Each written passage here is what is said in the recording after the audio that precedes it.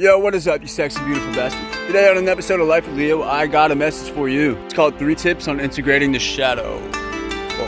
And what is a shadow, you may ask? The shadow is everything you don't want to admit or face about yourself. And the ultimate goal of integrating your shadow is to really figure out what things are making you frustrated, what's giving you pain, and what's taking away your freedom. And my first tip on this is tip number 1, start meditating.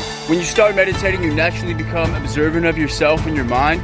Because if all you do is feed into your thoughts and react to them, you're going to lose touch with reality and yourself. It also teaches you how not to judge your thoughts and to see things clearly, because if you can see things clearly without judging yourself, it's the first step to freedom. Tip number 2. This is probably going to be hard as fuck, but study your trauma.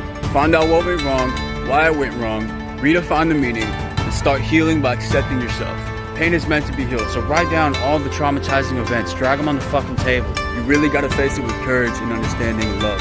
You're looking back at what happened is not something to be ashamed of, not something that's gonna make you cry or get angry about, but you're gonna look back at it with a smile and have confidence because you understand that this gave you a positive outcome in the end. If you don't have that, you gotta find that. Ultimately understanding you're a human.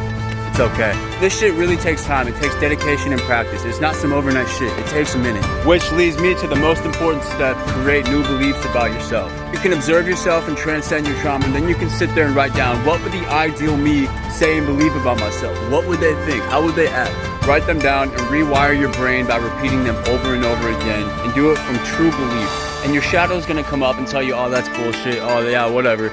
It's gonna do that in the beginning, and you gotta be ready for it. But the more you do it and the more you let yourself believe, the doubt will disappear, the fear will fade away, and you will become the champion that you've always been.